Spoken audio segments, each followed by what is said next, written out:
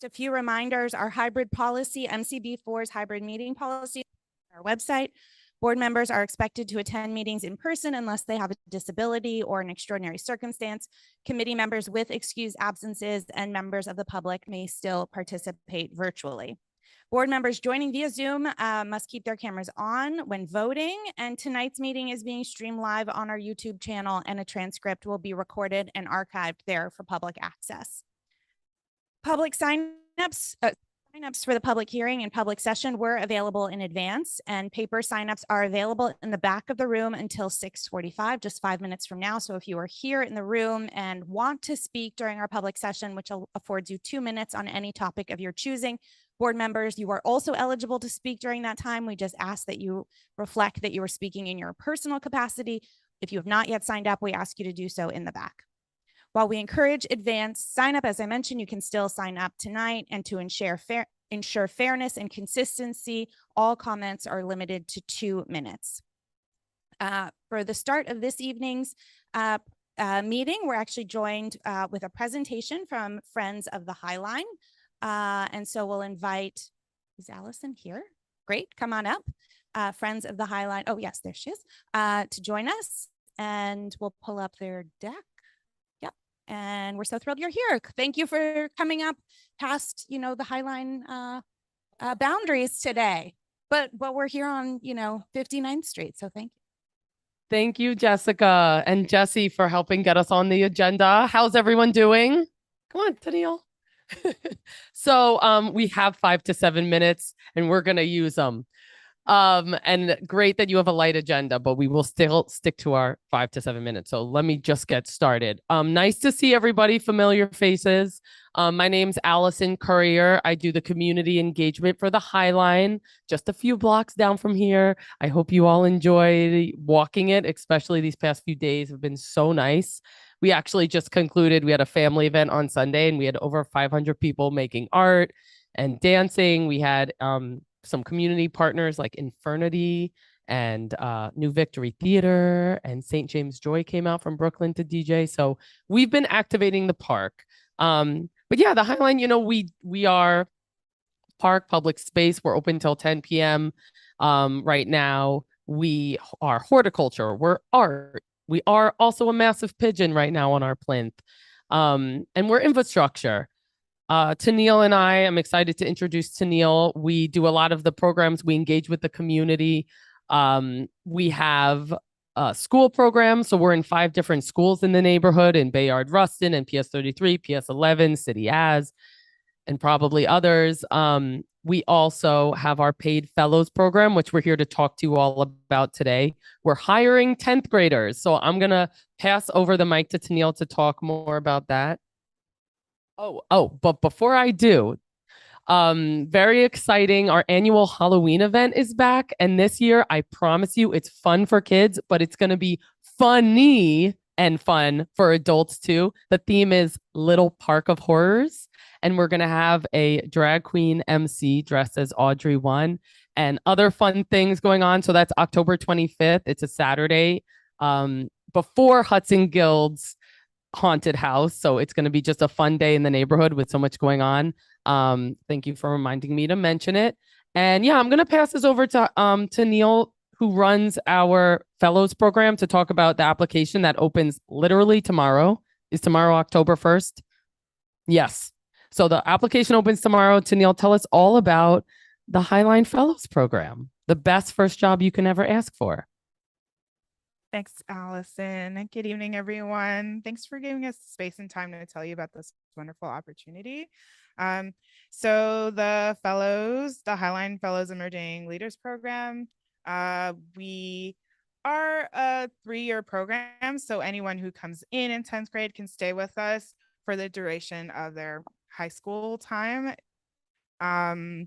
Applications open tomorrow, and they stay open till November 5th. So we're giving everyone quite a bit of time to get the word around. So we'd love it if you'd help us. We also have flyers at the back. And if you can go to the next slide, I'll talk a little bit about it. So we want to make sure that we're developing the next generation of leaders, and we want to make it the best first job experience. So we do that through experiential learning. We get together with the fellows starting in January, and we do programming with them up until about the middle of August. And so we really want to just cultivate their learning around the things that we have available at the Highline. So arts and culture, park and visitor experience, horticulture, civic engagement. And we also have them jumping in and help with ideating and running the family workshops and some of supporting the programming across the programming department. Go to the next one. So who are our fellows? So we do a lot of our outreach in District 3. We are looking again for folks that are in 10th grade, but also connected in some way to the neighborhood. So if they go to school and or live in the area, we also have 16 spots available. So really want to get the word out to make sure that, you know, they're excited about getting involved in the area that we're in. The next one, and that's our crew for this year. So that's our first year fellows and third year. So this year we're gonna have first and second years, and they look excited. You can go to the next one. We spoke a little bit about where they come from, and this is just a general map of where current fellows are coming from, so you can see you know, they're really kind of concentrated in the area and related to the area in some way, some link. And if you can go to the next one, you'll see that they live kind of across the city. So, you know, we're a local park, but we also have some sort of relationship across New York City, and we're proud of that. All right, you can go to the next one. This gives you a bit of a view of what our year typically look like. We do kind of in-class learning to get folks acquainted with what we do on the Highline, workshops, career development opportunities. We do a lot of networking and just teach them how to, you know, prepare for the next step, college, work. In the summer, we tend to spend a lot more hours outdoors, going and visiting different parks and just, you know, learning and supporting other programs as well. We do have an off season where we're kind of dormant, but they do help us with hiring and some of the other opportunities pop up. Go to the next one. And so this is kind of a snapshot of our 4 learning pathways. So I facilitate arts and culture and park and visitor experience learning. So we have art out there. We learn about how it ends up on a park and art across New York City. And then we do program planning, learn about audiences, and throw a great event. That's our teen night event from this year. You can go to the next one. And civic engagement and horticulture, 2 other pathways that are super important to us. We help out with participatory budgeting. Some of y'all probably seen our fellows there. We also have a beautiful gardens across the park that we learn about and get involved in some, you know, green learning and think about what's next for the future in sustainability. And just a bit about our summer programs. Like you can see, we support other community initiatives and get out there, help Allison and a lot of the other orgs around us. And yeah, we also do tours for other parks in the summer. They apply their learning, speaking about art and the gardens in the summertime. And you can see our snazzy new uniforms. And that's just us tabling in the community. Where is that? Oh, yeah. I can't really tell. Yeah. So yeah, we partner locally with other orgs to support other initiatives and stuff, and community members. So yeah, if you have any questions, I can take them now. Hopefully it didn't take too much time. Yes.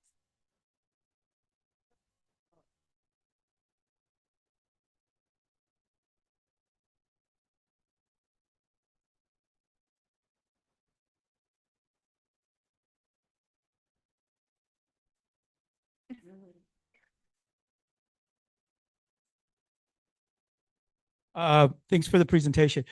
Do you have a program for young adults who are experiencing barriers to positive outcomes who are not in high school? I think we have like certain programs that we have, but this program in particular is kind of geared towards high school students entering at 10th grade because of the hours. Like, it's after school hours. We typically meet from 4 to 6 p.m.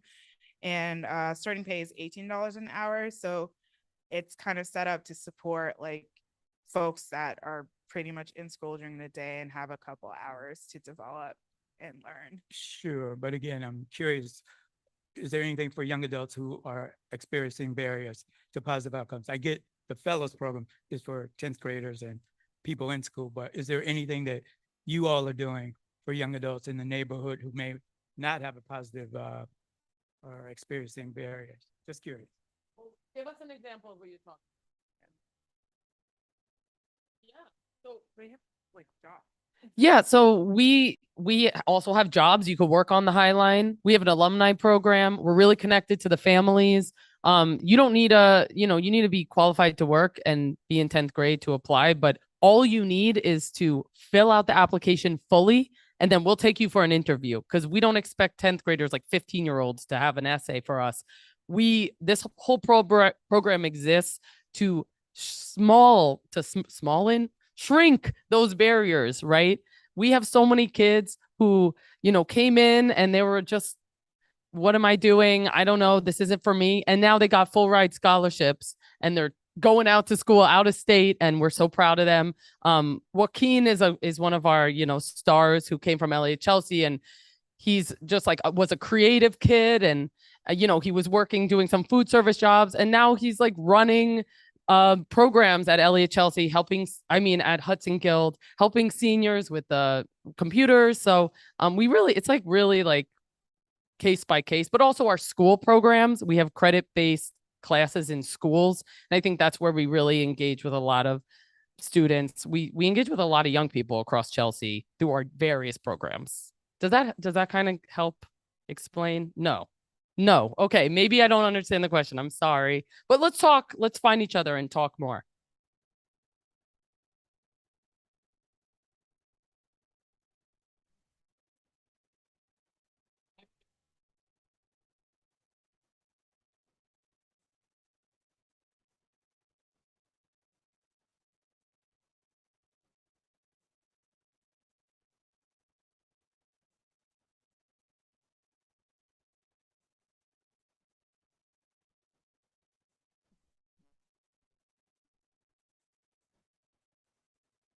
Hey, thank you. I just wanted to say, my my daughter was actually in the program for quite a while, and she really prospered in it and learned a lot, and it was a really wonderful experience for her. And you guys go a lot further. You actually show kids how to do resumes and do projects, some management as well, which is great when you're learning leadership skills at that age. So I applaud you guys for keeping that going. But I think the question he was asking over here was basically an individual that maybe dropped out of high school, maybe he's working toward their GED or something, or, they're just going nowhere at this point. Do you guys have any programs for people like that, or younger children? So we're a park, we're a public space. We're not a workforce development, and we always have to like remind ourselves of that because we get really invested in these young people. But that's why we have partners. West Side Workforce Coalition with Botcher, Hudson Guild just hired their new staff for helping people with employment. So we're like, if they come to us, okay, where can we connect? Who can we connect with? Because that's a really good point and it's important. But we have to remember we're like 2 people running these programs, and we're a park, a public space. But I think that's where like the community comes together. And again, I do community engagement, and that's my whole thing at the Highline. So if you ever want to connect with other cultural institutions, I'm happy to connect people. I think connecting and working together is really like the name of the game, so that all of our young people have opportunities in whatever they need. Yeah. Thanks. Okay. Thank you both, and thank you for your great work. We love seeing you all around and about in the community. We sure do. We're going to now move to our public hearing, which is tonight on our statement of district needs. I'm going to invite our second vice chair, Roberta Barnett, up to just say a word about that and why it's on the agenda this evening, and then call up those who've signed up. Hi, good evening. So the community board each year is called upon to state its budget priorities. And in doing so, it creates a document that is called the Statement of District Needs. Throughout September as well as October, you will have an opportunity at full board as well as committee meetings to engage with and state different priorities that you have, budgetary priorities that would benefit the district. Encourage you to speak up if you have something to say about those priorities this evening, as well as at committee meetings. As well, there is a survey. There will be some more information on that. You may have gotten a QR code. Be sure to fill out that survey. Tonight, we will be taking those who have signed up to speak on the Statement of District Needs on budget priorities. Each speaker will have up to 2 minutes in order to say what they'd like to say. And so I'm just going off of the list here. And we'll start with Miriam Fisher.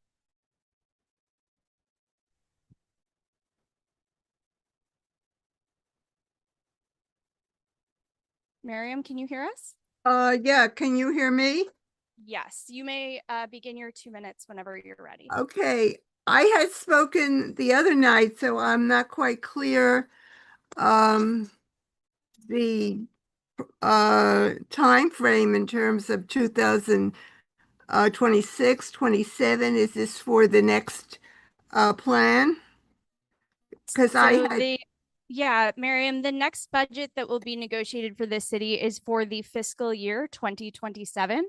So this is going to be passed in June of 2026 for the fiscal year of 2027. Well, I'll just review what I said the other night because I am, a little confused about the sequence. One was, as I think people know, I've been involved with transportation, about the bus stop starting on 23rd. I think Jesse Greenwald had identified 6 stops that don't have seats, don't have shelter, and the next step was also that people in the Transportation Committee were asked to look at the other avenues in CB4, 6th, 7th, 8th, and so on, and identify the stops there that don't have seats or shelter. And I think they're supposed to report in the transportation meeting in this month in October. And the data is going to be organized. A letter was sent by our electeds because these, I was told that the DOT doesn't have staff to process the requests. And I spoke to Eric Botcher, who involved with Tony Simone and Brad Holman Siegel, a letter to the DOT, which went out about a week ago to ask that this be jump-started and everything begin. I think that's also in the records, and I think. Thank you, Miriam. If you have, if you just like to one sentence wrap it up, we are happy to hear any additional comments via email, as well as if they're transportation specific at this month's transportation committee meeting.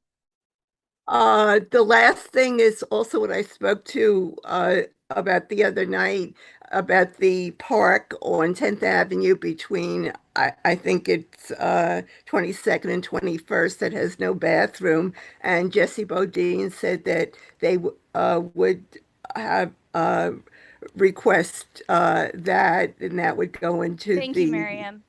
Okay, thank you. Thank you very much. Yes. If you signed up to speak at the public hearing and are in the room, I'm going to go through the list. If you hear your name, feel free to walk up and approach the this podium. But if it is possible that none of our folks are in this room. So the first name I have is Louis Berteau. I have Susan Kenny. I have Caitlin Cahill. I have Anna Stromberg. I have Diana Stewart. And I have Tyrone Anthony. Okay, and are there any additional speakers for this public hearing?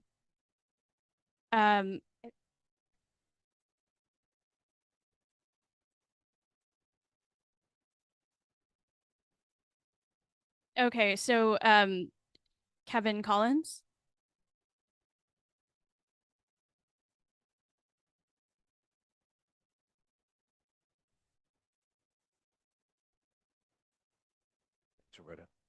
Hey everybody, how you doing tonight? My name is Kevin Collins. I'm a member of Community Board 4, but I'm also on the Budget Committee with Roberta and others. It's that time of year where every community board, including ours, are trying to increase our outreach and return for our annual district needs survey. It's due by October 17th. As Roberta touched upon, we use these surveys in order to advocate for community funding priorities for the next budget cycle. So we're asking you to please fill it out. And when people came in, I tried to pass out this flyer. Does everybody have one? So the scan code right there just takes a second. There's only 5 questions on it. It'll just take you a few minutes to fill it out. You should have already received an email from the community board. We're going to be sending another one out in short order. If you could please take that. If you haven't filled out the survey, please fill it out. But if you could forward that to folks who either live in the community, who work in the community, or who have interest in the community, and such as businesses or block or tenant associations, that'd be greatly appreciated. What we're trying to do is get community input. We value your input. Your input counts and matters to us. And what the community tells us is what we'll try to prioritize in the fight for the budget cycle. So thank you very much. Much appreciated. Thank you very much, Kevin. And with that, we will close the public hearing and commence the public session.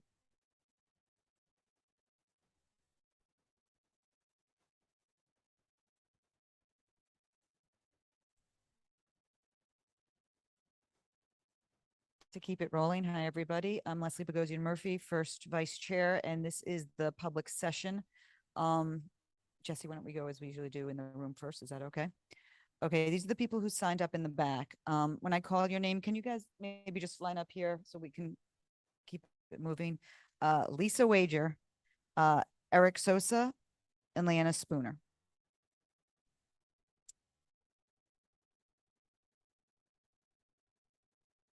And as customary, we'll have 2 minutes for each speaker.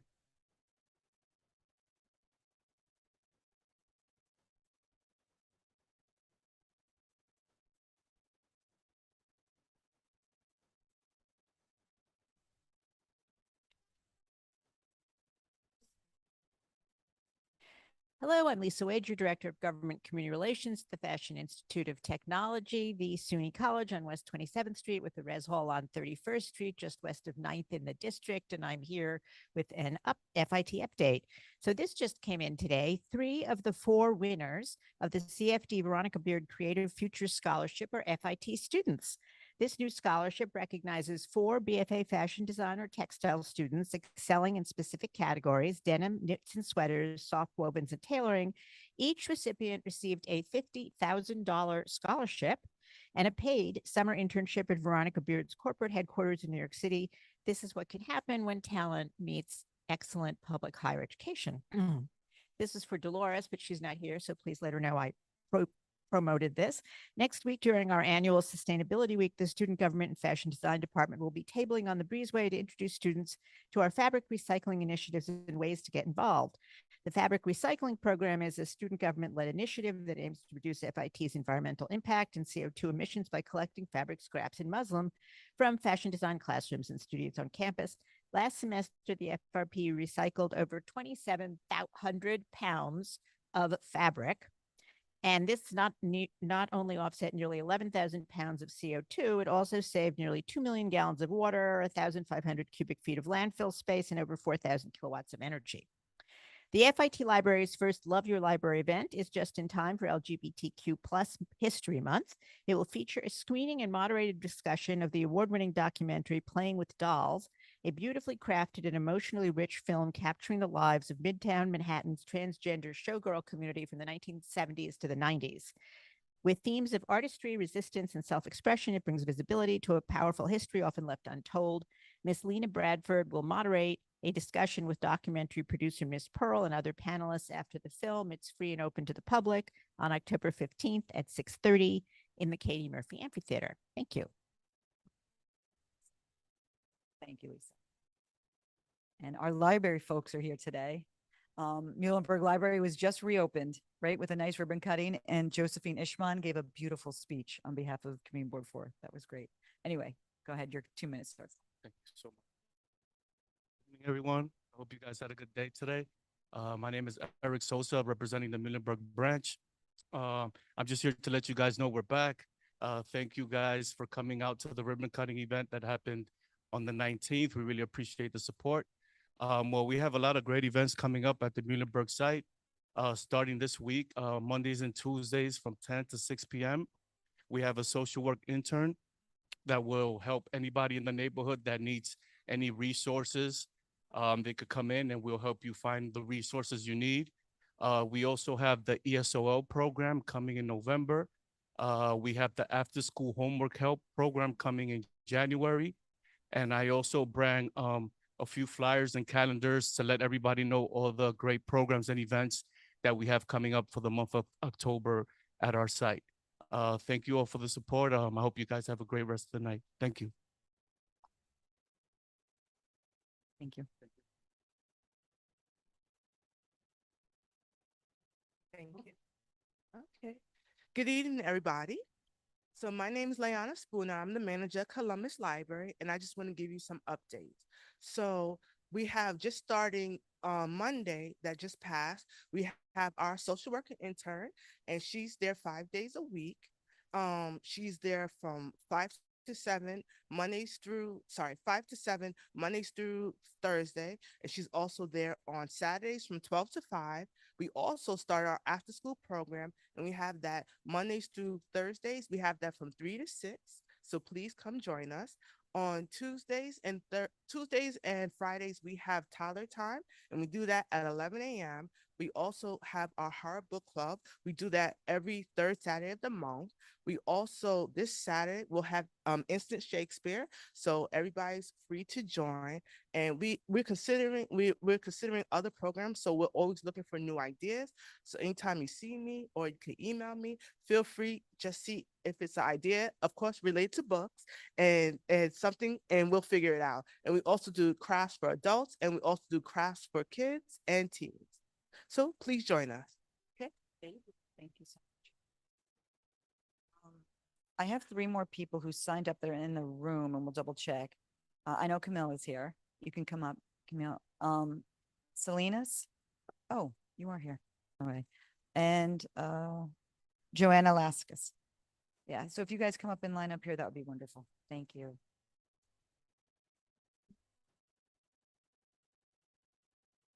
Your 2 minutes. Hi, I'm a member of the NYC Organization of Public Service Retirees, a grassroots organization of over 50,000 NYC retirees and some active workers, founded in 2021. Since 2021, we've been fighting the mayor, the Municipal Labor Committee, and sadly, many of our former unions to preserve the health care we were promised in our retirement, traditional Medicare plus a supplemental at little or no cost. They want to force us into a for-profit Medicare Advantage plan to pay back $1 billion taken from the Health Insurance Stabilization Fund in 2014 and 2018. The funds were used for raises, which are good, instead of offsetting healthcare cost increases, however, which is the purpose of the fund. Medicare Advantage, by the way, is the default healthcare plan for seniors in Project 2025. They delay and deny care. Retiree healthcare costs 0.6% of the city budget. We've been fighting this with litigation and legislation. We've won unanimously in court 11 times, but litigation is expensive and there's no guarantee that higher courts will support lower decisions. Our only loss is in the New York State Court of Appeals, which is the highest court. We had a city council bill, Intro 1099, to protect our healthcare, but it never made it out of committee. Thank you, Community Board 4, for your support for that bill. Months ago, council members Chris Marte and Robert Holden introduced Intro 1096 to codify our healthcare once and for all. I'm asking Manhattan Community Board 4 to please support Intro 1096 by passing a resolution or letter of support endorsing it. I'm happy to continue this discussion with your Health and Human Services Committee. 250,000 lives depend on it. Our website is nycretirees.org. Thank you very much. Thank you. I see. Okay, Salinas Miranda from the Elliott Houses. Displacement, they assured us this wouldn't happen. However, in this type of proposal, it's inevitable. Tenants of the senior buildings are leaving because they received a notice that legal action will be taken if they do not leave. On the same letter, it says they are not required to leave. And if they choose to leave, it's on a voluntary basis. What kind of harm do you think this is causing? I've heard reports of palpitating hearts and conditions that they say never existed before. They are leaving out of pressure. However, HOU have a form in which they protect themselves with. It's the voluntary form that the self-evicted tenants sign. The most recent report is of a tenant who forced herself the idea of relocating. It's fine. I used to live there and those apartments, beautiful. I love it. Well, guess what? She left and is now under a state of depression. She's hospitalized and lost her ability to walk. Yes, people are being displaced. People will be displaced, and I will shout it from the rooftop, displacement. The same way that Related abstained from saying demolition because it's such an ugly word, they are doing the same with displacement. They want to conceal the truth and paint it pretty. For how long will we continue to play blind? Just say no, it's a bad plan. Seniors are supposed to age in place. Building 436 is their tranquil and comfort zone. But it's okay because they are disposable, right? That's what the Section 18 application is called, demolition and disposition. We are all disposable. I will be 70 if and when it's all said and done. This proposal is not for us. We are a sacrifice bunch. We will be sacrificed in this proposal. Meanwhile, everyone else wants to keep their relations with Related. You want to compromise and do partial demolitions and demolish PS 33. You want to participate in the ruins of our community. No Hudson Gill, no PS 33, no community for this disposable crowd. Please be conscious. Can I finish that? Oh, I have like 3 lines. Please be conscious and know that this has not been an honest process. You know that Related has a history of broken promises. You know that they have purposely sabotaged our efforts to organize. It's been said before, they don't give a flying fudge about us. Please do not cater to them. Thank you. Thank you. And I believe our last speaker in the room, Joanna? Yes. Hi. Hi, thank you so much for letting me speak tonight. My name is Joanna Laskus, and I'm here because a good friend of mine recently lost everything when his apartment burnt down. And some of you actually may have heard about this. Some emails have been going around. His name is Nelson Fernandez. He works at the P3 baseball facility at Pier 40, where there's countless children from neighborhoods served by this community board. So firstly, I want to thank the members of this board who have already been advocating on Coach Nelson's behalf. It's huge. I can't even imagine what it's like to lose everything in a fire and, you know, all the paperwork and how to even begin rebuilding. So secondly, I wanted to let this group know that there's an active fundraiser to benefit Coach Nelson and his mom. They live together so that he can care for her because she has really bad dementia. So if you guys Google "Help Coach Nelson Rebuild," you'll find a link to the GoFundMe. And we've been really fortunate to have generous contributions, to receive generous contributions from organizations and individuals, but hope to show Coach Nelson how important he is to the entire community by encouraging who has ever had a child who's played baseball or softball at Pure 40 to, go and make a donation of $5 or $10. Again, the cost of replacing every physical thing in your home is huge. And so every donation is important. And, I'm sure they're feeling a little alone right now. So knowing that they have the community support is great. Then finally, I understand there's a number of folks here on this board who are experts in housing issues. And, I don't know if now is the moment, but I am wondering if there's a way to let me know what resources are available for fire victims in the city, because it's, a very confusing process. We're definitely on top of it as far as the emails, and we'll get in touch with you. No, absolutely. And we also contacted the community board where he lives. So we're going to try and connect that. Yeah, you're welcome. Yeah. Thank you. Okay. So now I think we're going to go online, and though there's only a few that signed up, I think if anyone online, if you guys can hear me and you signed up to speak in the public session, if you can raise your hand so Jesse can easily recognize you and bring you over, that would be really helpful to him and us. Okay, Laura. Hi, can you hear me? Hi. Oh, yes, we hear and see. Oh, hi, Laura. There you go. Your 2 minutes starts now. Thank you. Good evening, Community Board 4. My name is Laura Barron. My husband, Matt Green, is a member of this board. I'm here again this month on behalf of our son, Leo, and my family. In 2021, a fire broke out in our Clinton housing apartment at 501 West 52nd Street. The fire alarms failed. Our apartment was choked with smoke. Matt called it in and FDNY rescued everybody. Some tenants sued over the building's safety failures, but in July, our lawyer dropped the case saying that because nobody died, it wasn't worth it for them to pursue it. But for us, the damage was life-changing. Our son, Leo, developed severe anxiety and panic disorder from this trauma. For more than 2 years, we have submitted written requests to protect Leo's mental health to Clinton Housing and to Joe Verstuccia, its executive director and co-chair of this board's Health, Housing and Human Services Committee, most recently asking for a reasonable housing accommodation. To date, we have received zero response to our request. Instead of support, we're faced with what feels like punishment. 3 weeks after the fire, CHDC relocated us to 540 West 53rd Street based on our income. We have that in writing. Since 2022, they have refused to issue us a lease and now have ordered us to go back to 501, relinquish our lease, or they'll take us to court.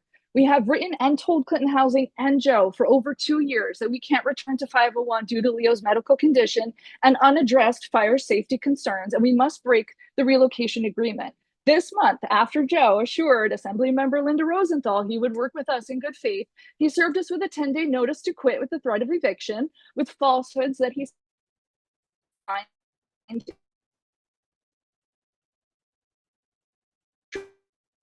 Okay.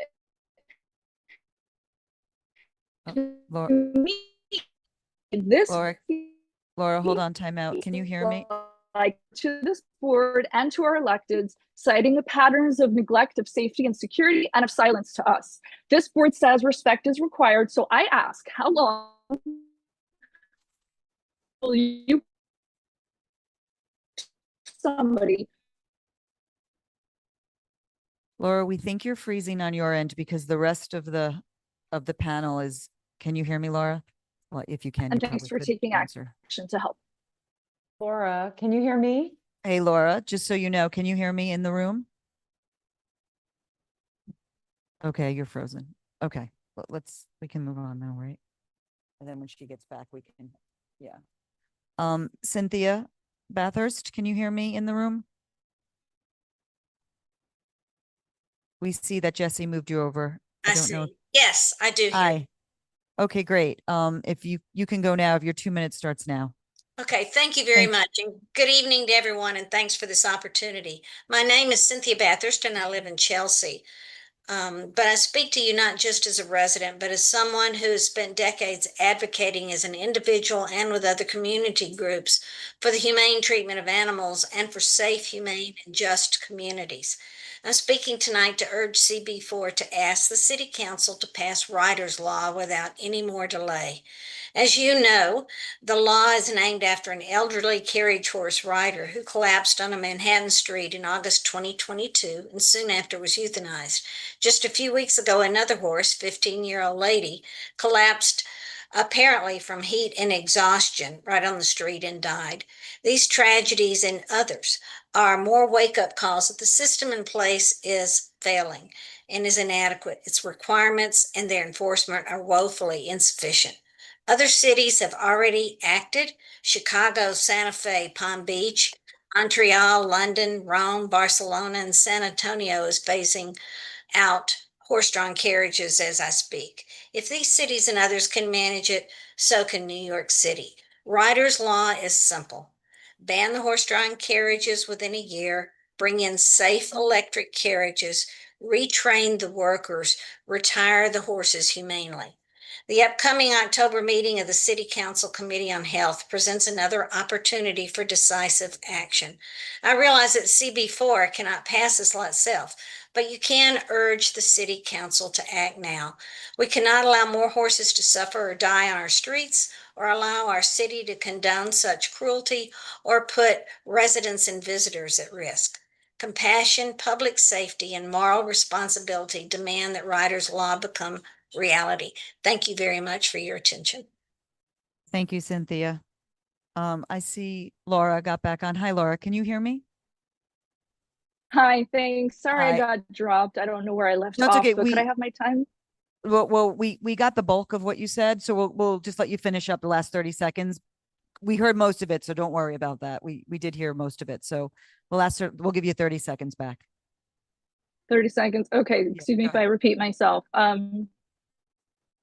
Well, we have written and told Clinton Housing and Joe Rasucha for over 2 years that we can't return to 501 due to Leo's medical condition and unaddressed fire safety concerns, that we must break our relocation agreement. This month, after Joe assured Assembly Member Linda Rosenthal he would work with us in good faith, he served us with a 10-day notice to quit with the threat of eviction, including falsehoods that he signed in triplicate. So to me, this feels like unethical and unlawful retaliation. Many CHDC tenants are afraid to raise their concerns to this community board here.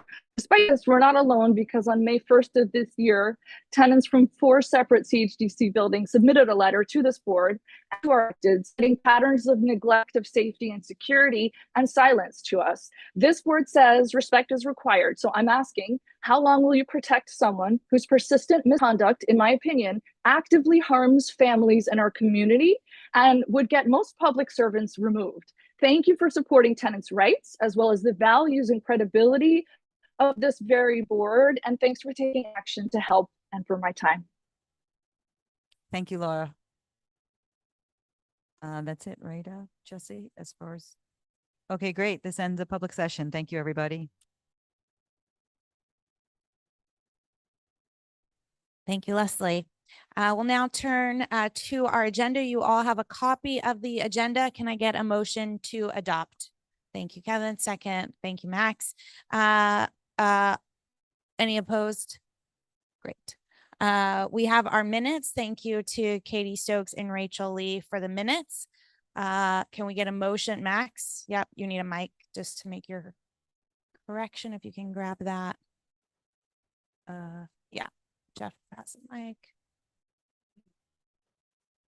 Hello, Max Goodstein. I need to amend my vote from last meeting on item 21. I voted P&E. I'm going to amend that to a yes vote. Great, thank you. Just so folks know, we contacted the conflicts board on that and all on the up and up. So thank you, Max.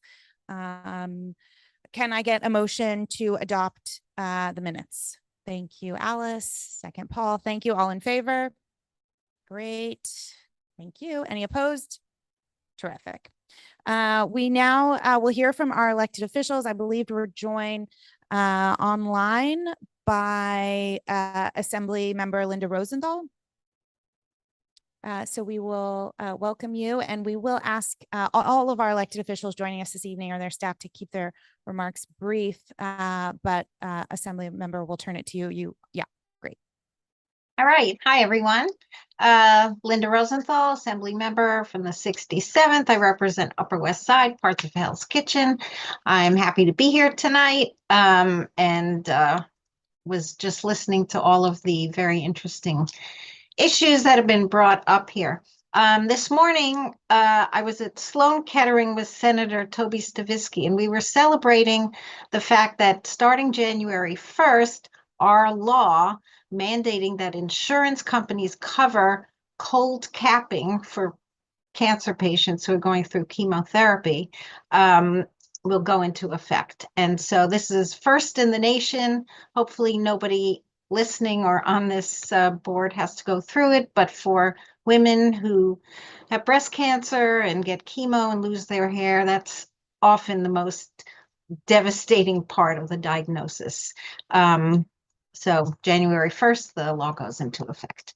One of my biggest priorities last few weeks has been fighting back against the assault on science and medicine that we're seeing from the White House, particularly from RFK Jr. I think if this is left unchecked, I believe this could be the deadliest facet of this administration because it will lead to a huge number of deaths that could have been prevented. So in September, I wrote to the governor urging her to issue non-specific patient standing orders for the COVID vaccine to bypass the need for a prescription. She did that a few days later. And I've also urged her to require insurance carriers to continue covering the vaccine. RFK's Advisory Committee on Immunization Practices was having a couple of meetings, and I urged the governor also to issue standing orders for all vaccines, including MMR and hepatitis B. If you read about it, the ACIP got confused. They weren't sure what they were voting for. They had 2 days of very confusing meetings, and it's clear they are minor league and biased against vaccines. So I've introduced legislation requiring insurance carriers to continue covering the cost of any vaccine that the state recommends, as well as providing liability coverage to pharmacists who administer vaccines that the state will recommend. I've also introduced the Refuting False Knowledge Act, the RFK Act. Establishes a medical communication board within the New York State Department of Health. And that board, which would be comprised of medical and communication experts, would work to combat medical information in real time, even if it is coming from our own federal government. So I hope to pass that starting in January. I had a very successful flu shot day in partnership with Mount Sinai just yesterday, doing my part to expand access to vaccines to many West Siders. I've also introduced legislation replicating the U.S. Federal Task Force on Preventive Services at the state level. So RFK is threatening to disband the committee, which is full of medical experts who recommend preventive screening, such as when to get a colonoscopy, when to get a mammogram. We need to protect our New York State residents. And so if the federal government is putting out nonsense and harmful misinformation, we in the state have to make sure that we're well informed and that we protect our residents. If you've seen the expanding use of the military to bend cities to their will, so on October 9th at 6:30, I will be having a webinar on what New Yorkers can expect, what we can do to fight back with the Brennan Center and NYCLU. And so email me if you're interested in joining. A couple of community issues. I know the board knew about this Pier 84 where the bike lane and the pedestrian path merged for one whole block, which caused considerable danger to both bikers and pedestrians. So I helped coordinate with EDC, State DOT, and Vornado, and they fixed it. So now there are 2 separate lanes, and people don't have to worry about that kind of collision. Also something about parking regs on 52nd Street between 8th and 9th blocked city street sweepers from cleaning the streets. So I work with DOT and Department of Sanitation, and they are working to shift that parking regulation and full sweeping operations should begin on 52nd Street soon. I've been working throughout my district on identifying blocks where more lighting is needed, and I'm working with DOT to secure additional lighting here in CB4. I requested a lighting study on 57th Street, and DOT found that more lights are needed on 57th between 8th and 9th, and they will be installing more lights.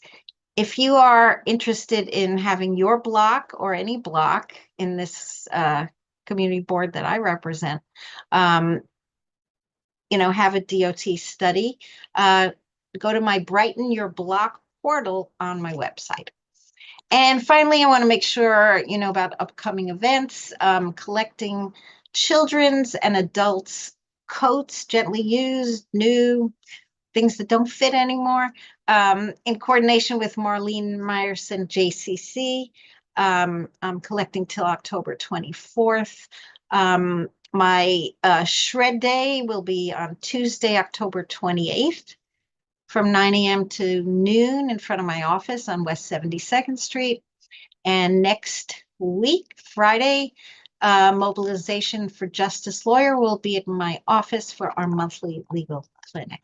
So thank you for listening. Thank you for all your work, and look forward to seeing you in person soon. Great, thank you. And are you willing? We have one question. Carrie Keenan with her hand up. Do you have 2 minutes? Sure. Great, go ahead, Carrie. Thank you. Thank you, Assemblymember Rosenthal. And thank you for co-sponsoring the hospital transparency bill. As you know, the DOJ has subpoenaed records from many New York City hospitals asking for the personal information of patients, children who have received gender-affirming care.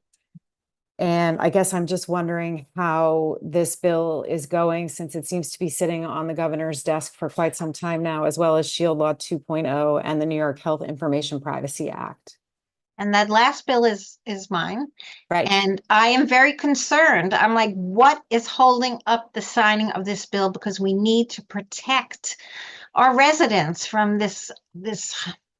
I'm not going to use all my adjectives.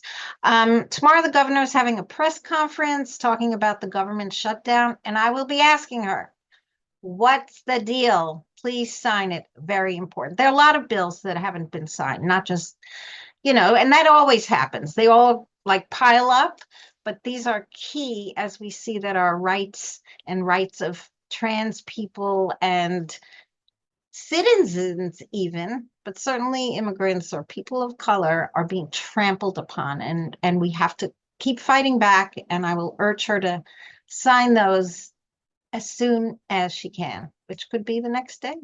Thank you. Thanks for the question. Thank you. Thank you for joining us this evening. We're now going to turn it to our state senator, Brad Hoylman Siegel, I believe is also joining us. Hi, good to see everyone. State Senator Brad Hoylman Siegel here. Thank you, Assemblymember Rosenthal, for your comprehensive update.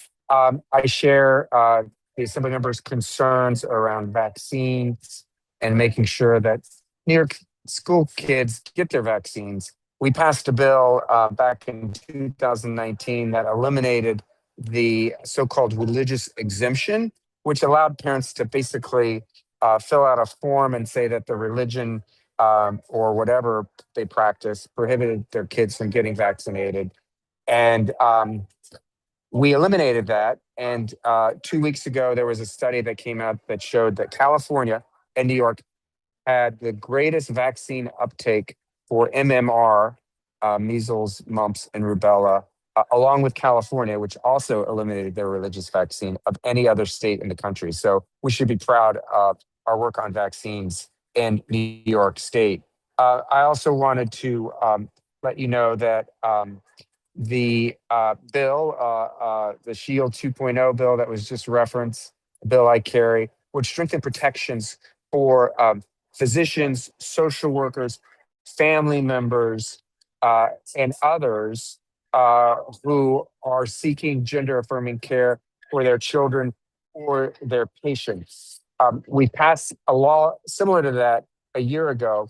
We've taken another step and strengthened it, and we've been certainly advocating that the governor sign this bill as soon as possible. Every day that passes, risks another potential incursion in a family where parents are seeking gender affirming care, particularly if they come from another state. We've made New York a safe haven in that regard. I'm proud to say. Today, speaking of gender affirming care, a group of us gathered along with Assemblymember Simone and Councilmember Botcher, Assemblywoman Glick, on the steps of Tweed to call out the mayor and Trump for attempting to segregate students based on their gender identity or expression from use of restroom facilities. This is an old canard that dates back decades for the trans community. It's really quite distressing to see it come up yet again. The truth of the matter is we have the Gender Expression Non-Discrimination Act, which prohibits these types of this type of discrimination, as well as the constitutional amendment that many of us supported and put into our Constitution just last year. We made that very clear to the mayor that any suggestions in that regard is illegal. I wanted to give a piece of good news that I heard today around the campus renewal project at General Theological Seminary, which I think many know is in talks with Vanderbilt University, more than talks at this point. We've heard today that the New York State Education Department, New York SED, is looking favorably on the application. We hope to see it on their agenda in November, but stay tuned. And that's due to a lot of local community work. The idea literally germinated among local community members, and it's quite a success story. And we're going to have a brand new resident in Chelsea, one that is going to contribute, I think, mightily to the community. Let me just mention the fact that the looming federal shutdown is a great concern that may happen as early as midnight tonight. As the Assemblywoman mentioned, a number of us are joining Governor Hochul tomorrow to speak out.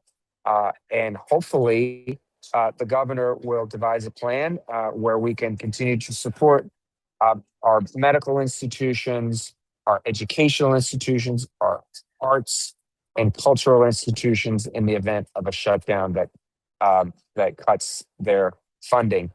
There's a landlord named Shetrit that my team, in particular Esther Caroline, discovered was cheating residents, threatening them with eviction while at the same time using their SCREE and DREE funding without crediting the tenant. So they're both threatening the tenant with eviction, threatening to take them to court while cashing the checks from the state government for seniors. It's an outrage. We exposed it. And today, District Attorney Bragg announced that the landlord is being indicted for harassment of 2 older rent-regulated tenants in Chelsea. And then finally, back to Trump land, Trump has been sending Amtrak police into Penn Station to harass gay men in urinals and restrooms. It's, again, harkens back to the bad old days of decades ago, but he's also cooperating. He also has directed Amtrak police to cooperate with ICE. And Congressman Nadler and Assemblymember Simone and I and Senator Kruger, along with Councilmember Botcher in a separate letter, have called for a meeting with Amtrak and demanded that they cease these types of illegal, unconstitutional sting operations. Hopefully we'll have more information on that. One final piece of good news is that we got word, it's not official, but we got word from the governor's office that the bill that Assemblymember Simone and I wrote to cut the shelter rent tax at Penn South is going to be signed by the governor. So hopefully that'll be a big celebration at Penn South. It's going to save Penn South up to $2 million a year, I think is the most recent estimate. So good news for Penn South and for the district. Good to see everyone. Thanks so much. Thank you. Thank you. Thank you for joining us this evening and for all of that work. I don't see any hands. We're going to go now to the representative for the Manhattan Borough President's Office, Yiyi, Wang. But if any other representatives are of our elected offices are joining us, we'll just ask. Sorry. Actually, Yiyi, we're just going to ask you to hold. Okay, great. All right. So then we'll go to Council Member Brewer. And then if any others are online representing an elected and scheduled to speak today, and we just maybe don't recognize your name, go ahead and put your hand up. Go ahead, Yiyi.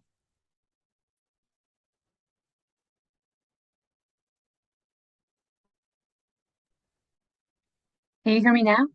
Yes. Okay. Hi everybody. Happy holidays. I want to first take off with the updates on casinos. As you all probably know that there will be no casinos in Manhattan. So I believe it's a good news for a lot of you guys. The next is that I want to update you with our leadership training series for the community board members. So it's scheduled for the week of Monday, October 20th through Friday, October 24th. It's a very intense schedule. We will provide tools, instructions, and the best practice for community board members and interested Manhattanites to learn about our local government processes. So we will have EEO, equal employment opportunity, conflicts of interest board, and skills to combat implicit bias. So this year's series will also include sessions from IBO, Independent Budget Office, achieving and passing on institutional knowledge, emergency readiness with homeland security, using topography as a tool, navigating the HPD and DOB portals as tools, and how to access to the U.S. Census and Bureau's data. So you can learn about the full thing on our website, but if you have any questions, you can just feel free to reach out. And also that we will have our college fair on October 25th at Borough College. I don't have more details on this, but I will definitely get back to you with more to come. But if you have questions or your family or your friends are interested, please feel free to reach out. Last but not least, our office is proud to announce that over $55 million in capital funding allocated across the borough. This included over $50 million to our cultural institutions, more than $14 million to support our local schools, over $9 million to enhance our parks and libraries, and over $10 million for vital housing and social services. You can also find our complete list on our website. And that's it. If you have any questions, I'll be happy to take. Great. Thank you. Thank you. Great. And now we are very fortunate to be joined by in person by Councilmember Brewer. Thank you very much. I think one positive was the walkthrough we did with Board 4 and other boards on Columbus Circle, where you enter at 59th Street, actually. And in that particular case, there's a whole bunch of, I would say, challenges. First of all, the individuals who are vending, and I'm really supportive of vendors, but they have not moved in a long time. So now they're moving at night. They have to go back to the place of origin and then come back the next day, which was not happening. Number two, we worked with the folks who are part of the street vendor project, and they have also worked with Central Park Conservancy, and they're now power washing on a regular basis. We're working to do something about the large blocks. They are there as a security method, but we wanted to have some stanchions. You can't believe what the challenge is. I thought, oh, no problem. I'll put money. We'll get new stanchions. They'll be attractive like the ones across the street at Related. You're going to laugh at this one. This is a Saturday Night Live. So it turns out for the Thanksgiving Day parade, you have to have something that moves so that the parade can get through there and the stanchions. So we have to find a way to not have those big blocks, which they do move with a truck. And we have to find some stanchions that we can take out for the Thanksgiving Day parade and then put them back. So you never know what the challenges are, but we're going to work on that one. We're also putting a lot of time into the main monument, which is there. It is being cleaned after many years by Central Park Conservancy. And I'm looking also to, maybe have awnings of some kind that are more synchronized for the vendor. So it's a challenge because that is where people enter and their park doesn't look great there. So anyway, I want to thank Board 4 because you were very helpful. Number 2, I keep asking, and you have also the escalator at 58th Street and 8th Avenue. My understanding, I think Related was very slow to the job and the MTA should have been on them, but you may know this, it's supposed to open in November with some work continuing into early 2026, but that damn thing should be open. So many calls. I'm sure you get them also. I'm also, it's like a broken record on Woolman Rink. I know Related has the contract. Trump didn't get it, but I want Central Park Conservancy to get it. It seems to me that's what would make sense for that location. But we're hoping that maybe something could change and in the end, Central Park Conservancy can get it. So I'm not giving up. We are always talking about housing at Harborview, and we're always talking about 57th and 9th Avenue, the building owned by Mark Tress. Garden Riverside wants it badly. It's got many rooms available. It would be renovated for single room occupancy and people who are homeless, but Mark Tress wants a lot of money. So we're still continuing to work on that issue. The plate and switch, we did a huge report with the staff of Oversight and Investigation, which is the committee that I head up. And it's not just that to the credit of the police department, they stop cars at bridges. But it turns out if you go to certain neighborhoods in the city, you'll just see miles and miles of illegal plates. Not only are they covered, they can buy them online and then they just stick them on the car. And they obviously make sure that they don't get tickets and they don't get any congestion pricing fees, etc. So there's a very, very pervasive problem.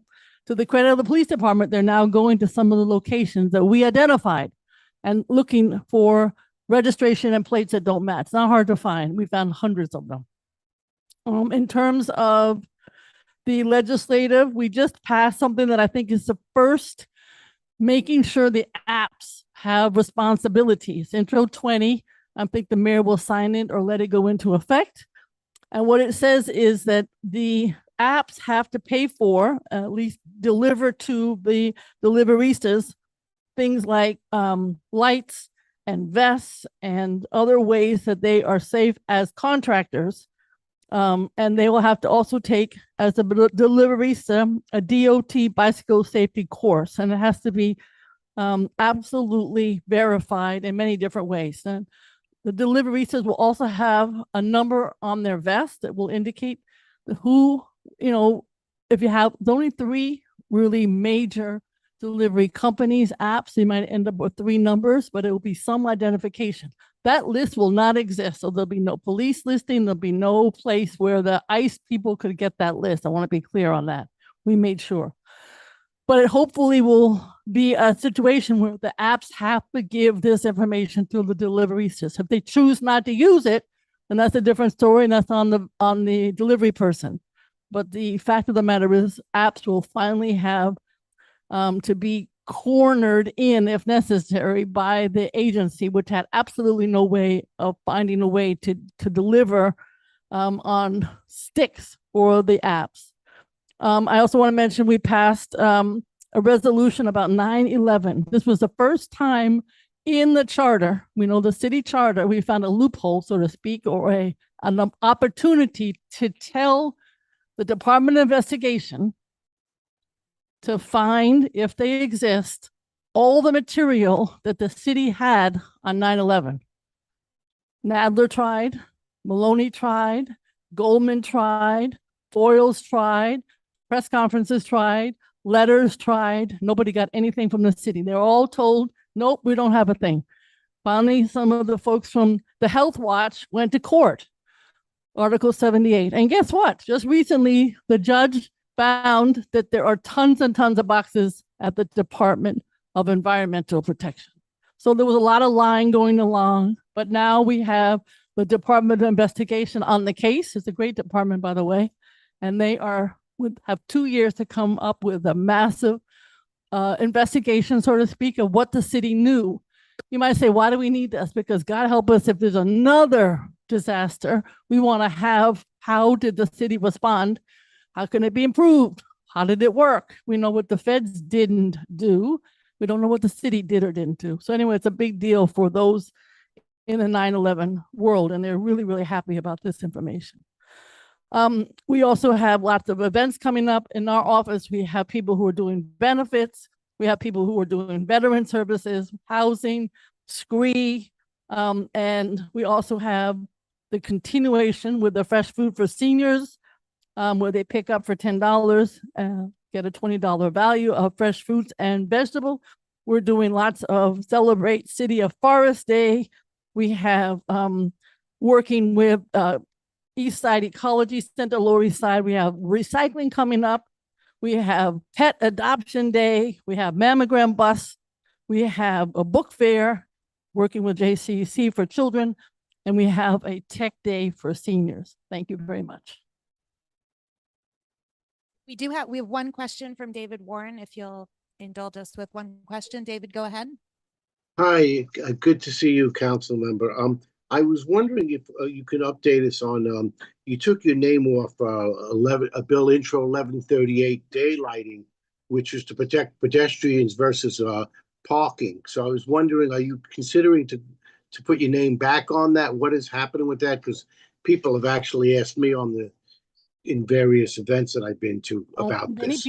Many people have asked me all day long, and I'll answer that. I read the Daily News article yesterday in the topic by DOT, and then I called many people at DOT. I trust the Department of Transportation engineers, and they felt that this was just too general, basically that every single corner would end up being daylit. Now, I supported the daylighting bill in the city council some years ago. I would support any situation where it is necessary because there have been some 311 calls or the community feels that it's an unsafe corner. But to put it on every single corner, which is what this bill calls for, did not make sense. So I agree with the Department of Transportation, and that's why I took my name off it. Thank you. Thank you. Thank you for coming this evening. You are extraordinary in many ways, including here tonight. With that, we're going to move on to Jesse, to your report for this evening. Hi, everyone. My name is Jesse Bodine. I'm the district manager for Community Board 4. So I want to give an update onto the office. First of all, I want to thank Gail, who's helped us last week try to get something resolved with between DCAS and the controller's office. I know the Mark Levine's office actually helped as well too. So I want to reach out and appreciate those efforts. But so the update is we moved out of our space on 33rd Street yesterday, and we are remote. So the staff is remote. We were not able to obtain a short-term office staff situation. So we will be remote until our new office space at 630 9th Avenue is ready. The good news about that is that it is a 15-year lease, so we will not have to be doing this, hopefully, for a very long time. And so we're looking forward towards that. So a little update on that. So, all the committees will be meeting at 353 West 30th Street. There's a community room in the back room of that building. It's a residential building. For some of the folks that have been around on the board for quite a while, we used to meet there very regularly before COVID. All the time. Multiple committees did that. And so it's a nice space. We held our budget task force. It was our guinea pig group that met there last week. And so it looks very much similar to the room that we used to have on 33rd Street. And so it's one gigantic table, and you'll be sitting around that table with chairs lining the walls. All the mail and all of the voicemails will just be forwarded, so that will be taken care of for that. That's our current situation. October committee schedule, Triple HS committee will be meeting on Tuesday, October 7th at 6:30. The budget task force will be meeting on Tuesday, October 21st at 6:30, and the nominating committee will be meeting on Wednesday, October 22nd at 6:30. All other committees will be meeting at their regular scheduled dates and times. And thank you very much. Thank you, Jesse. We are going to just hopscotch back on our agenda a bit. Someone representing Senator Kruger. So we'll invite you to introduce yourself and give us your update. Thank you. Sorry about that. So my name is Nate Browse. I am a community liaison for Senator Kruger. I've been there for about 4 months. So I've been to a few meetings. It's my first time speaking, hence the mistake. Sorry about that. And I'm looking forward to meeting all the people I haven't yet, and then working together with CB4 as much as possible in the future. So we have some events that I thought it was important to let you know about that we'll be holding over the next month. So, and it's also important to note these events are open to everybody, regardless of your status as a constituent or not of Senator Kruger, because I know there's not a ton of overlap in CB4 with our district, but I encourage you to sign up for these. So on Tuesday, October 7th, we'll be holding a virtual town hall discussing the basics of Medicare for those who are new to the program or considering changes to their plan. And then also on the next Tuesday, October 14th, we'll be holding a virtual town hall discussing the federal cuts to Medicare and Medicaid. And these events, again, October 7th, then a week later on October 14th, are from 2 p.m. to 3:30 p.m. And they are virtual. So to RSVP, you can call our office, or you can sign up for our newsletter, which will be going out soon, and there'll be links there to RSVP. These were very popular. We had one already regarding federal action and how to respond to it. Had many hundreds of people on it, and we gave out some good advice. And then we'll also be holding an in-person older adult resource fair on Tuesday, October 28th from 11:30 a.m. to 2:30 p.m. at the Lenox Hill Neighborhood House on 331 East 70th Street, which is between 1st and 2nd Avenues. We'll have reps from about 30 different nonprofits and advocacy groups tabling there. These include groups that specialize in helping older adults by providing healthcare, mental health counseling, legal guidance, social support, as well as access to cultural and artistic activities. And this will be in the gym in the lower level of the Lenox Hill Neighborhood House. So I know that is a bit of a trek for some of you, some of our Chelsea residents, but I really highly recommend it. This has been very popular in the past.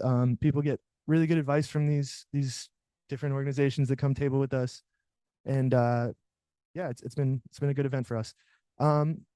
So again, I just want to emphasize for all these events, you can RSVP by calling our office. Our number is 212-490-9535, or you can sign up for our email list and we'll send out RSVP links there. So thank you very much. And again, I apologize for the slight mistake.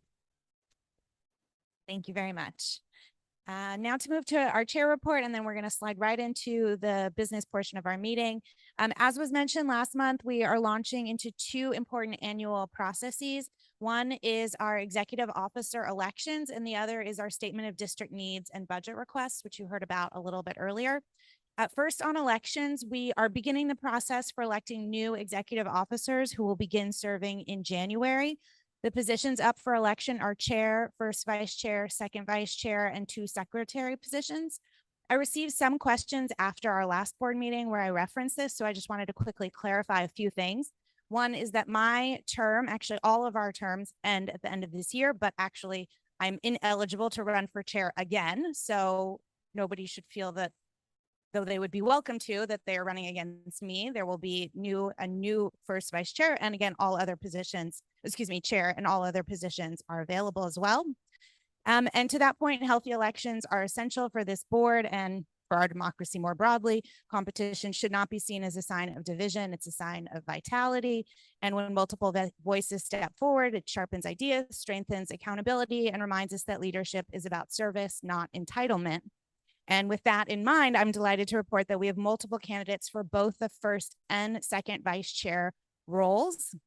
And I encourage anyone who feels ready to contribute to executive leadership to consider running, particularly with the institution of term limits. It's not something, if you think you want to do this, there is now a time horizon that kind of you need to really think about that. So if you are interested, or if you are planning to run for office, you need to reach out to Jessie Bodine with your resume as soon as possible. If you just want to discuss this, I'm sure many of the folks around the room would be happy to discuss those on our executive committee in executive officer role now, or myself, Jessie included. Feel free to, be in touch. I want to thank this year's nominating committee chaired by Alice Wang. She'll be joined by Tina Nelson, Rodney Washington, Carrie Keenan, and Greg Morris. And I want to thank you all in advance for your work there. October 22nd is the first meeting of the nominating committee. So we do encourage, if you are seriously considering this, that you do your homework now so that you can be ready for October 22nd. In November, the nominating committee will present a slate of nominees and take any nominations from the floor. In December, we hold the vote with candidates again beginning their terms in January. On the statement of district needs and budget requests, we had our hearing on that earlier.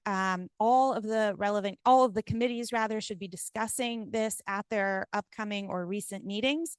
This allows us to really have a bottom-up approach, complemented by the survey that you heard about, that Kevin mentioned. Again, we have QR codes and flyers, and really we'll ask everyone for their help in getting friends and neighbors.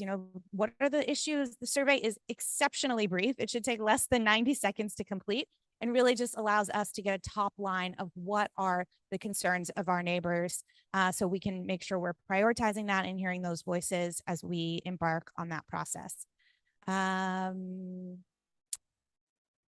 Again, the budget task force meetings are open to anyone. So even if you're not on the task force, if you're just genuinely interested or generally interested, you should come. You can participate in person or on Zoom. I wanted to also just lift up that we heard about it, but the ribbon cutting at Muhlenberg Library. And I want to again thank Josephine for representing the board and for all of the action that this board took. I heard it is absolutely a stunning facility, and we should all be so excited to have it in our district. I also wanted to mention that we had a part 2 of new member orientation, obviously targeted at our newest board members. I want to thank all of those who joined, both as our new members and those on the board who joined us. It really supports our desire and our efforts to create a welcoming environment for everyone. And so if there's interest in continuing those things, please reach out. We're really, it's something we're focusing on, as you've heard a lot about our board engagement working group. And as part of this effort, I did just want to make a note that we are finalizing the dates for the housing plan deep dive. For those who are new or just haven't spent time with our deep dive, Ella, this was your suggestion. It really is required reading for the board. It is on our website. I really encourage you to take a look at it, but we'll be doing a deep dive on it so that people can really understand what it is we're proposing and how it guides the work and priorities of the board. Lastly, Jessie touched on the office move from a logistics standpoint, but I also just want to acknowledge this was a very arduous and difficult and time-consuming circumstance. It wasn't just the move, it was where were we moving, how many ways and places could we look so that the work of our board and the board office could continue during this period. And I know it was very stressful, and I just want to thank you, Jessie, for pushing through and finding a solution that allows all of our important work to continue. With that, we'll now turn to the business portion, and sorry, coat drive. It seems Marie is ready to work on the coat drive. Yes, there's so much happening on CB4 right now. Coat drive is scheduled for, this is like, I don't know, the 4th or 5th year that we're doing this, and it's going to be Saturday, November 8th. I don't recall the time right now. I was looking for my flyer, but it's Saturday, November 8th. You guys who come every year to volunteer, thank you so much. Please calendar it. If you're interested in volunteering, you'll see an email about it in the next maybe 2 weeks. Okay, thank you. We'll also need coats, lightly used, gently used, and new. So you'll be cleaning out your closets. Think of the coat drive, and of course, come and volunteer. Bring your kids, bring your friends. And if you're curious who the coats go to, people who are living in shelter in the district. Thank you. Okay. We're going to turn now to the business portion of our agenda, and Frank, I'll turn it to you. Everyone, as you probably saw, BLP finally had a somewhat lighter agenda than the past few months. But I think I'll follow the procedure we've been doing and just take questions about any items rather than go through them one by one. So any questions on items 1 through 12?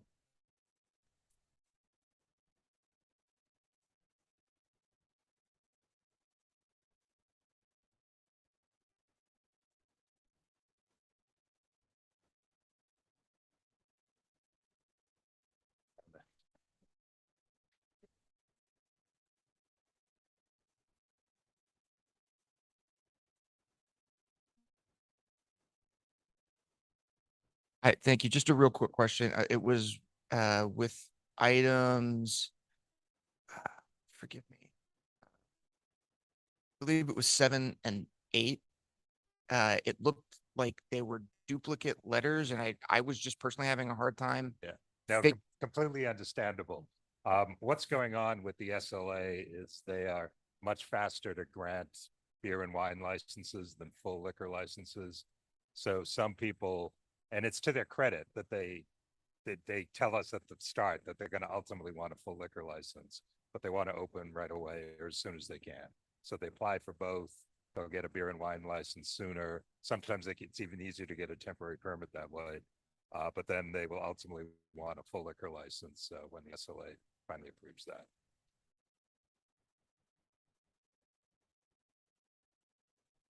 Oh.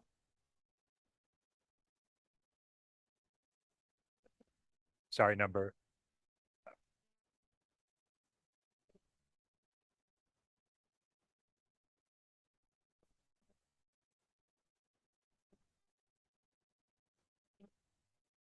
I'll figure it out sometime. Number 5, La Nacional. I was looking through it. What exactly is the denial? They were trying to modify the hours, or? Because I was looking through it, I didn't see any specifics. No, they were looking for a roadway cafe. Oh, Roadway Cafe. Oh, okay. Gotcha. Thank you. Okay. Oh, and the reason there may be an SLA application is when they get a roadway cafe, they have to also go to the SLA to alter their liquor license to expand into the roadway cafe. But that's all, that's the only change. Thank you, Frank. Sorry. And Paul, you're up next. And sorry for I wasn't meaning to confuse you all. I was just trying to call you, Paul, up to be up on deck. And I was just going to use the microphone at the table. But here you are. So we'll turn Here to I you. am. Chelsea Hills Kitchen Land Use had an issue come up with 404 West 50th Street. An application for demolition was filed. We have the no demolition protections in the preservation district, so that should not have been recognized and filed by the Department of Buildings. So we sent an administrative letter asking that application just get rescinded and moved away. But it's an ongoing problem we have. We have had for 5 years now requested that Department of Buildings institute a checkbox system that if someone's applying for work in the preservation district, just understand that there's a no demolition plan. If you want to do demolition, you have to go through a special permit process. They have not done that in any of our budget requests. So we have a full board letter instead of just the administrative letter saying, do these things. Check and make sure we don't have demolition in the preservation area. Train your employees on what this means to have a district that preserves and protects against demolition, and follow the rules. We have had one friendly amendment to this letter. Kevin Collins sent the recommendation that we remove the language about the budget request that's later in the letter, put that more up towards the top, and have even stronger language say, basically, if you've done what we've asked for the past 5 years, we wouldn't be having this problem. So do what we're asking and stop with this problem. But I want to thank Rachel for writing the letter for the committee, and I'll take any questions. Thanks.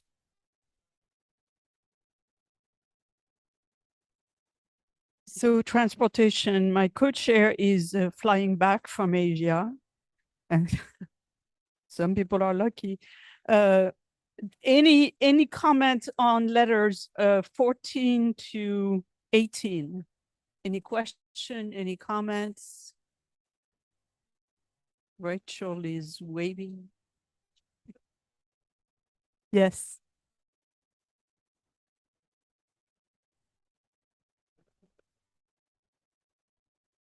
Hello. Is it hot? It is a hot mic. So just wanted to ask Christine, is letter 16 complete? It seemed to be kind of ending abruptly. I think Yeah, I a could have- final I paragraph could have a or so. conclusion, yes. Yeah, kind of stating our position. The committee I thought was there tired. I would was be- tired. Yeah, you had other substantive letters, so figured that might be the case. Thank you. Okay, all right. Thank you, Transportation, Maria. And while she's coming up, I'll just acknowledge we have nothing to report from WPE, ACES, Clue, Cannabis, and Exec. So after this, we will move to the vote. Exactly. Thank you to those who. All right, Maria. All right. So number 19 is regarding a site. The program is called Bridge to Home. It's filling in the gap when people come out of inpatient psychiatric facilities. This is a location where folks can stay for up to, let's say approximately a year. And it is on West 36th Street. And essentially, you can see on the first page, the bullet points, what we are asking for. It says conditional support. The main issues were lack of transparency, community consultation, and the location due to other social services in the area. There's a high concentration of them. And I did get, oh, this was also put in the Dropbox very late. Apologies about that. I did get feedback from 3 people, Kevin, thank you, Brian, and Christine. No, she's in here, Christine. Thank you for that. And Rachel spoke to me about the letter. I think it was Rachel and Roberta also. Language to have a more balanced letter, a more balanced tone and approach. I think that's appropriate. I agree, including, I know, in reviewing it, I noticed what you're talking about, even though I did spend a lot of time on this. So thank you for that. But I would ask if you could send some language in an email to make some of those changes. Roberta as well. Okay, thank you. Katie? You'll need a mic.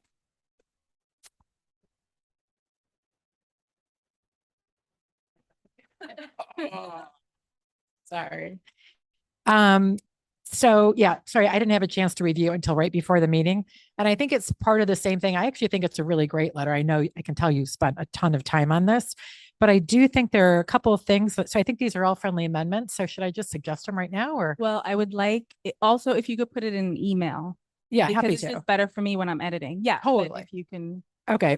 So, and just so everybody knows sort of the general sense, so we know what we're voting on, but so on the first page, the very first bullet point where it says what we're asking for, and it says about limiting beds in Hell's Kitchen. And I think we're talking about specifically that we don't want any more of this Bridge to Home program. If they expand the Bridge to Home program, awesome. But they had told us that they wouldn't do it in Hell's Kitchen. So I just want to add like the Bridge to Home program, right? Like it's not anything that health and hospitals do, but it's the Bridge to Home program that we'd said that we didn't want more of right in the very same neighborhood. And that actually ties to exactly what we asked for on page 4. So anyway, I'm just saying we would add the BH program and another BH site in that language. Is it okay if you email me these suggestions? Oh, I will 100% email them. Yeah. There was other ones as well. So yeah, I'll finish and then if anybody else had any, sure. Let's see, on page 3, we say that we are extremely concerned about the sighting. And it looks like anyway, I think if we just don't italicize extremely and maybe just say we're concerned without saying extremely concerned. We don't look quite so dramatic, but we look convinced. So I would say take out the word extremely. And we also, we actually italicized it because of it being an issue with concentration in the area. yeah, and we do say that. Yeah. That we're So concerned you're about. saying take out the word entirely The italic. or just don't italicize it? Exactly. Whatever that word is, italicization, don't italicize it. I don't know how to say it otherwise. In line 109, I would take out the words immediate and MCB4 wide. We're just so that the sentence reads, due to the existing oversaturation of social service facilities in the area, HHS's July announcement, blah, blah, blah. So anyway, we're just taking out, because everywhere else out wide, we're taking out immediate and MCD4 wide. So we're just saying in the areas, because we've already said we're talking about Hell's Kitchen. And I suggest taking out lines 118 through 120. Right now, we talk about how Mayor Adams said that we shouldn't pack everything into Hell's Kitchen. I suggest removing the following sentence. He further added, the name is Hell's Kitchen. We should not create a hell here. It should be shared across the entire city, committing to the fair share of social services facilities across NYC. I'm suggesting we take out that one sentence because it sounds like he was saying or we're suggesting that by putting in a social service thing dealing with severe mental health issues, that it is creating hell somewhere. I think we should just take out that one sentence. And I hear what you're saying, but I don't know if I agree with that. If the mayor okay, so I'll read you what the paragraph would say without that sentence, and you can see any. So my suggestion, if we delete that paragraph, I'm sorry, if we delete the sentence, the paragraph will now read, at a Hell's Kitchen town hall on May 14th, 2025, Mayor Adams stated that, quote, we should not pack everything in Hell's Kitchen, end of quote, in response to a question on social services provider oversight. However, on September 9th, Mayor Eric Adams held a press conference for the opening of BH without informing any community members. He referred to BH as a Midtown West facility and did not make any reference to its location within Hell's Kitchen. So I feel like we're making our point that he said that it shouldn't go in Hell's Kitchen and then he did it anyway without referring to it being a hell. So anyway, it's just sort of changing the tone a little bit there, and we're just being careful that we're not referring to it as hell. we're being careful and taking out what the mayor said. This was also something that was brought up in committee, that quote publicly, right? So I think to me, that makes sense that it should be in the letter. I hear what you're saying, Katie. I actually sort of agree, but given the fact that during the meeting, it was brought up and it was stated. Well, that somebody as a said it, but that concern or didn't an mean that issue. we all, I don't think we voted then that we were going to include that quote in the letter. Well, that's correct as well. So I'm sorry. Anyway. Katie Savage particularly highlighted that quote to be included in the letter. So I think if the majority of the quote, of the point, I would say in my opinion, if the point of the quote is in the letter, rather than it doesn't need to be every word of the quote, I think that's what matters. And if it's up, I would say, considering what Katie Stokes has just referenced, it has the majority of the point of the quote in the letter still. So, I mean, I would consider, I could understand. Yeah. Go ahead, Yeah, Christine. I think the quote is good as it is. Obviously, the point is about the concentration, which is creating hell, not about the service creating. That this is pretty clear, and I don't see why, since the mayor's. That's my. Okay. So, yes, Katie Stokes. So I still think we should take it out, but so anyway, that's just what I'm suggesting. And And I definitely don't think that just because a politician said it, we should repeat it, but that's a different issue. I do think that our purpose of the paragraph is still shown without quoting that particular language. And then on page, actually, those are just little nits. And then actually, I think that was it. Perfect. And we'll put those in an email. Thank you so much. I appreciate that. And I'm going to go to Rachel and then Roberta. Okay, Roberta, then Rachel. So I would echo just some of what Katie indicated on the first page and then on the fourth page with the quote. I will say one way to keep the quote, if we felt strongly about keeping it, would be to contextualize and to state that creating hell is not about the people who are here. Right. It is not about the services. It is simply about the concern that when you cite facilities so proximate to each other in such great numbers that you do not do the best thing to serve clients and to serve the general community as well. Like, I think that's fair, but the implication is I somewhat like that dehumanizing. suggestion. I'd rather go with that because I do understand your point, Katie, but I think Christine also has a point, right? When he's saying hell, that is not what he meant, but I understand how it can be misconstrued. If one of you can give me language for that, I'd really appreciate that. Rachel? Sorry, I just had one more thing, if that is possible. I think that both the beginning of the letter and the end of the letter, so that would just be the second paragraph, and I'm happy to send language, need to state that the board is supportive of the program being successful and that its success is tied to the community's success, and to thank health and hospitals for all of the work they've done to reach out to this community, to offer us tours and et cetera. State that at the end as well. I agree 100%. I recognize that as well.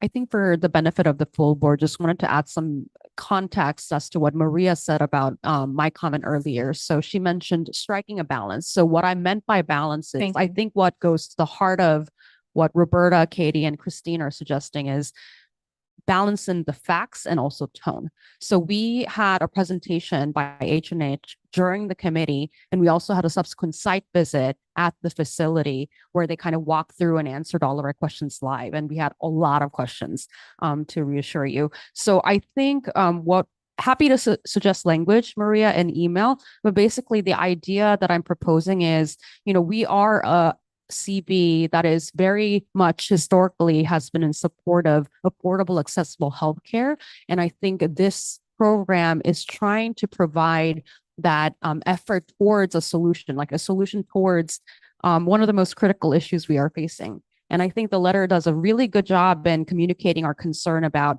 oversaturation, the communication failure, kind of the failure to leave out the public. But I think, we can also highlight our ongoing support for affordable, accessible programs. We asked very acute questions about that during the committee, and also their willingness to work with us to address the concerns that are raised very strongly in this letter. I think we should do a better job of acknowledging some of the merits of the program. So I think, as Maria, we discussed some of the social services that they described to us in detail, left out in the letter. I think it'd be helpful to call those out. And, just the fact that a lot of the concerns being raised, I think the program is trying to get to the heart of the program, right? Like it's moving the homelessness and then those with acute mental illnesses to stability and long-term housing. That's the goal of this program. So I think the merit of the program deserves a little bit more support based on our historic positions. Yeah. Thank you so much, Rachel. All right. Thank you, Maria. Thank you all for your comments. We are ready to go to our vote. So I'll invite Katie on up, and just a reminder that we'll ask you when confirming your vote to also say your name. Okay. Hello, everyone. So we're going to start with Ted Arenas. Oh, not here. I was kidding. Okay, Roberta. Yes, Roberta, yes to all. Christine.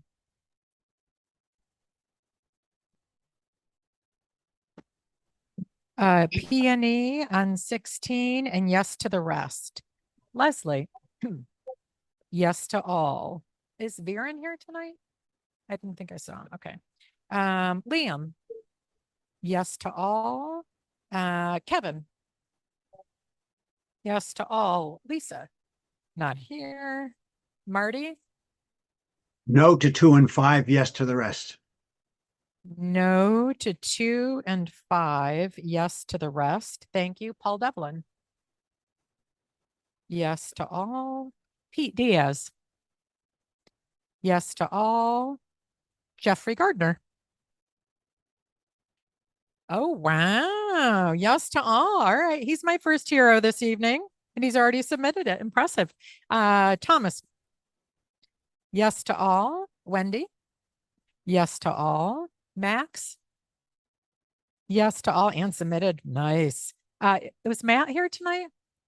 Oh, yes to all. Oh, wait. Oh, sorry. No, sorry. Wrong one. Matt Green. Not here. Hold on. Sorry. Okay. Jesse Greenwald is not here. Okay. Aaron. Yes to all. David Haluka. Not here. Frank. I'll come back to Frank. Oh, wow, that was tricky. Frank.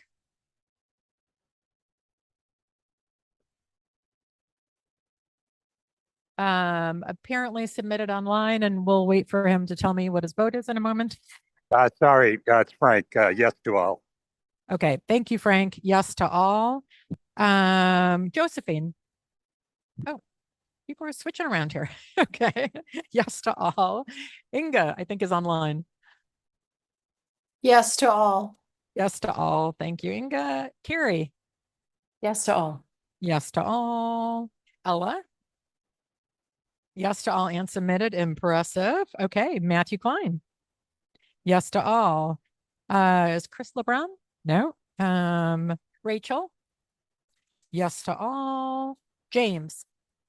Yes to all. Ellen. Yes to all. Brendan. Where's Brendan? Is Brendan here? Oh, not here. Okay. Stanford's not here. Shanice. Yes to all, submitted. Thank you. Charles. Yes to all. Gregory. Oh, right there you are. Yes to all. Tina. Yes to all. Mike Noble. Are you here? No, not here. JD. Not here. Maria. Yes to all. Alan. Yes to all. Brad. Not here. Joe. Not here, right? Okay. Hold on. Dolores. Not here. Katie Savage. Not here. Brian. Brian, are you here? After all these nope, not here. Okay. Yes to all. Thank you, Brian. Me. Yes to all. Hector. No on 5. Yes to the rest and submitted. Impressive. David Warren. Yay to all and submitted. Thank you. Yes to all and submitted. Rodney. Rodney. Yes to all and submitted. Okay. Alice. Yes to all. Okay. And let's see. Then I think it's just Jessica that I need. Yes to all. Is there anybody I didn't call on? Okay, good. All right. Thank you.